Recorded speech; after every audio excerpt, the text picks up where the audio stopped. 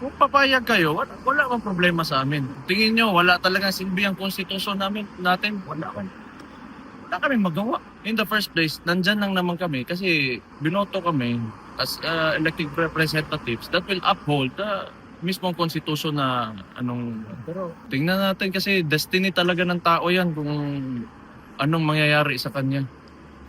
Pero yung masasabi ko lang talaga, ginawa nila yung impeachment na the entire campaign for 3 years talaga nilang pinagsikapan ng administrasyon yan kasi gusto nila sila pa rin. Yan. They are preventing Vice President Inday Sara Duterte to run for the 2028 elections. Yan talaga ang main reason ng impeachment na yan. Mayor Baste, magandang hapon po sa inyo. Kamusta po kayo today, sir? Okay lang. Mayor Baste, meron po ba kayong opinion sa nangyari kay Mike Defensor at saka kay Senator Rodante Marcoleta, sir? Isa lang ang masasabi ko, mahirap talaga intindihin ang kilos ng gobyerno kung bakit may mga taong nakukulong ngayon kasi siyempre sila yung nasa kapangyarihan. Kung sino yung hindi sumunod sa kanila o ayaw sumunod sa kanila, paparusahan talaga nila yan. Para hindi na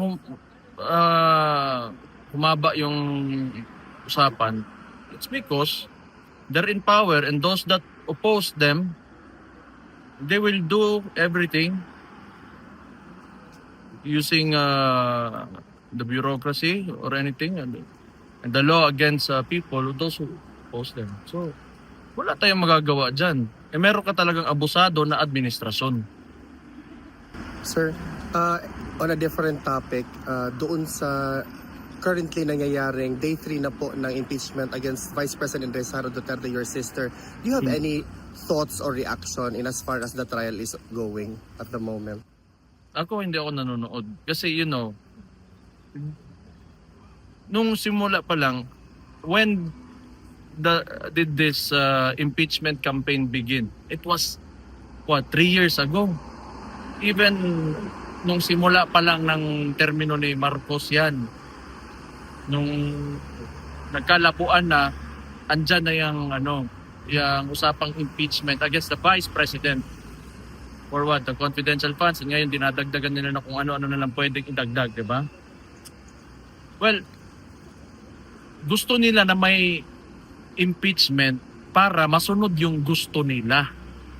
It's not about really, like the Vice President defending herself, but it's about putting her sa lugar kung saan nila gusto na nandyan siya.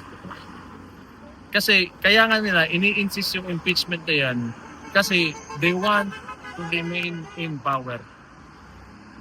Gusto nila sila. That's all that I can say. Pag pumayag yung mga tao, wala na kami magawa. Sir, ano po yung reaction ninyo doon sa bago-bago lang na natapos ng INC rally na nagpakita talaga ng suporta ang mga Pilipino na-extend pa siya for 3 days in as far as airing their concerns to what's happening to our country? Balik ka doon yung pangutan namin. Okay. Ano po yung reaction niyo, sir, doon sa INC rally? Hindi ko alam. Wala akong, hindi naman ako involved nun. And hindi naman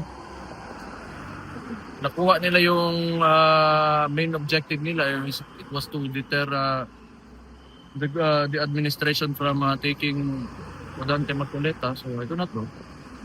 Sir, I have no comment.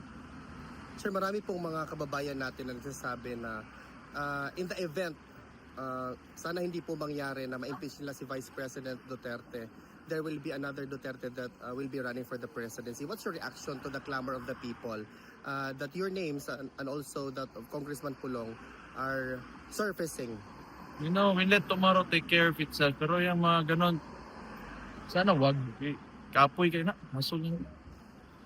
Sir, lastly, on a different matter, pinayagan po ng trial chamber na ang prosecution mag-go through sa mga possession ng papa mo upon his arrival here during his surrender. What's your reaction to that, sir? Kasi na makita, may dala akong papa. Yung brief. Utang yun naman na sila, laing makita. Diha. Sir, just to conclude, do you have a message to the Filipinos? Well, probably, like, balik lang tayo sa impeachment because that's the biggest issue now. Kung papayag kayo, wala bang problema sa amin. Tingin nyo, wala talagang silbi ang konstitusyon natin, wala kami magawa. In the first place, nandyan lang naman kami kasi binoto kami as elected representatives that will uphold the mismong konstitusyon na pero tingnan natin kasi destiny talaga ng tao yan kung anong mangyayari sa kanya. Pero yung masasabi ko lang talaga, ginawa nila yung impeachment na the entire campaign for 3 years talaga nilang pinagsikapan ng administrasyon yan kasi gusto nila sila pa rin. Yan nga. They are preventing Vice President Inday Sara Duterte to run for the 2028 elections. Yan talaga ang main reason ng impeachment na yun. Sir, on behalf of the Filipino community all over the world, we are steadfast in our support. Laban lang sir, nandito kami sa inyo. Duterte! Duterte!